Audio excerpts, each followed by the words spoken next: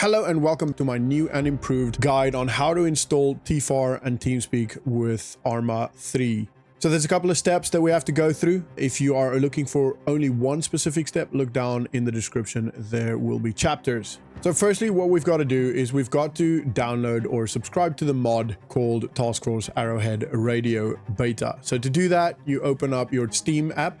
You will then click on Arma. Mine's already running, but don't worry too much about that. You'll then go, if you can't see it, so the only reason you can't see it is it's just not spread up, then click on Workshop.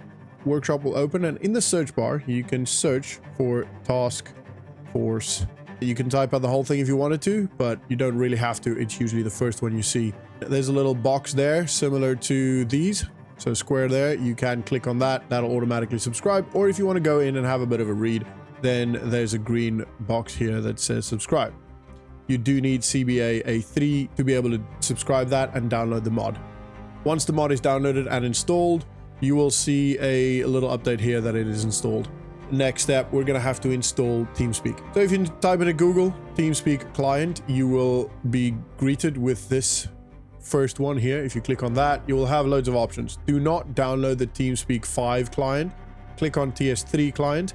And then download the version that is applicable to your system. I run 64, so I then click on download, and this will download TeamSpeak for me. Once TeamSpeak is downloaded, it will go into your downloads folder, at which point you just double click on it to install it. Now, there is a lot of people that seems to have a problem with this. It downloads, and then when you click on it, it opens up your browser. So to solve that problem for you guys, I have put it up onto my Dropbox. So look down in the description. If this does happen, if you download TeamSpeak and it doesn't actually install, so it should come up with a window like this. If it does not do that, then click the link in the description and download the actual TeamSpeak install file directly from my Google Drive. If it does open, or once it does open, you just follow the steps and click accept, next, install for you or for other people. If you have more people that maybe play on different profiles, then click on that.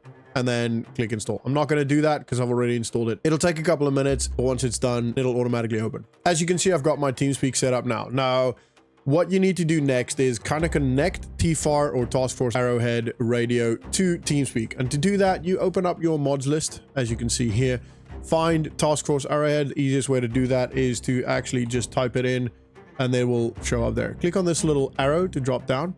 And then you click on the dots and open in folder in Windows Explorer. Click on understand, and that will open up your mod folder. Now, a lot of people have said that their mods are in numbers, and I don't know why some are and some aren't, but it does happen. So if you are struggling with finding the mod, I can show you two options. One is to how to find the actual number. So if you click on the little arrow there, or the box with the arrow, that'll open up the mod in Steam Page Workshop. If you then go to the top of the address bar, essentially that number there is what the number will be in your folder.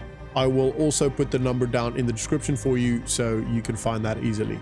Once you've found it, you should double click on the folder, then double click on TeamSpeak, and then where it says Task Force Radio, double click on that. That will then install TFAR onto your TeamSpeak. Double click on it. Don't have to change anything there. You just then click install. Once installed, if your TeamSpeak is open, it's a good idea to close it and then open it again just to double check. But most often it should be fine. You then open up TeamSpeak, click on Tools, Options, and Add-ons. Right at the bottom, you should see Task Force Arrowhead Radio enabled. If it's not enabled, just click on Enabled and that will enable it for you.